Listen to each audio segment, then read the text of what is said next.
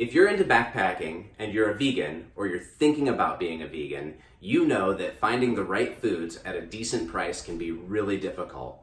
So today I'm gonna do the Backpacking Vegan Challenge. Stick with me, I think you're gonna like this one.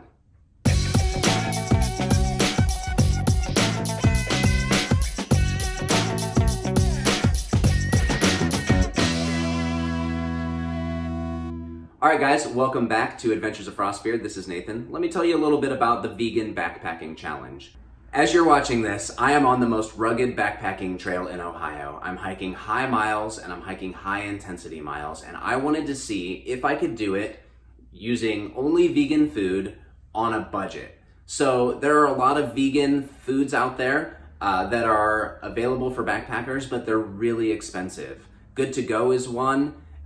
Their meals run like $11 to $15 a pop, and they're only about 400 calories, which means for dinner I would need 2 of them.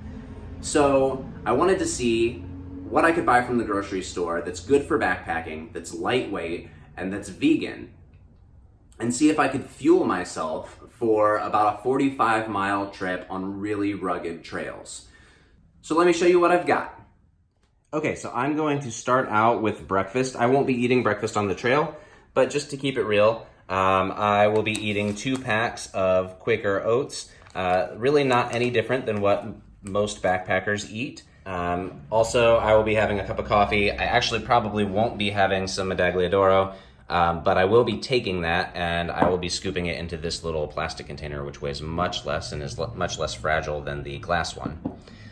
For lunch, I'm not going to stop because I'm doing such high mileage. So for lunch, I am going to have a peanut butter filled Cliff Bar, which has a fair amount of protein in it. It's about 230 calories. And then I'm going to have this apple cherry chia bar, which is like a pressed fruit bar. So they, press the juice and then dehydrate it. So it's essentially dehydrated fruit juice, but it's about another 150 calories. And that's all I'm gonna have as a official lunch. Now, I'm also going to be taking this big bag of Sour Patch Kids, which I will be dividing in half. And as we can see here, the Sour Patch Kids are 150 calories per serving with 5 servings in a bag. So that's gonna be another 400 calories or so that I will be consuming throughout the day. As a snack. And then I also have Nutter Butter Bites, which are 3.5 servings at 140 calories.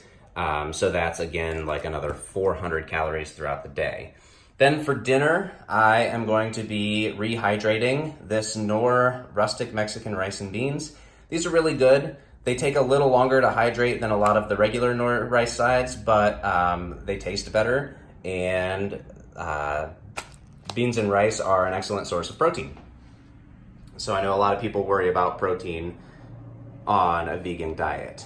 So for the next day, again, I will eat the other half of the Sour Patch Kids as my snack, more oatmeal for breakfast, another Cliff Bar and Chia Bar, some more Nutter Butters, and then for dinner, I will be rehydrating this Near East toasted pine nut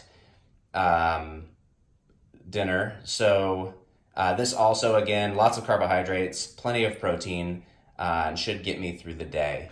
In addition to those things, I will have, the last day, I will have more oatmeal for breakfast, some snacks of another Cliff Bar and a pressed bar. These are really just extras. I'm planning to only have 5 miles to hike out the last day, so I might eat these in advance, or I might save them just in case I get hungry. I will be taking 2 water bottles. This is the one I'll carry all the time, and I'll put this Mio Energy in it from time to time to give me a little bit of extra energy. All right, so that is what I'm taking for a 3-day, 2-night trip on some really rugged trails. It comes out to about 2,500 calories and about 50 grams of protein per day.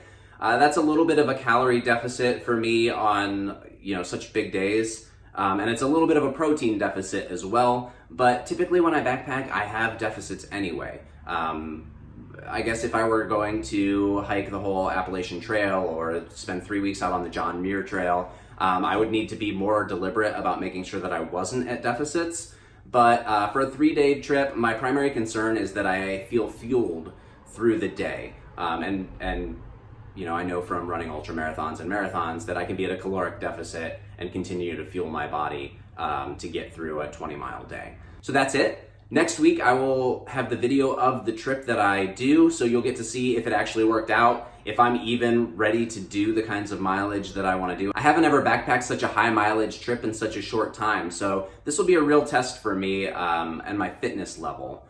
So stay tuned next week to find out whether or not the trip goes as planned, whether or not the food works out, and I will comment on all of that throughout the trip.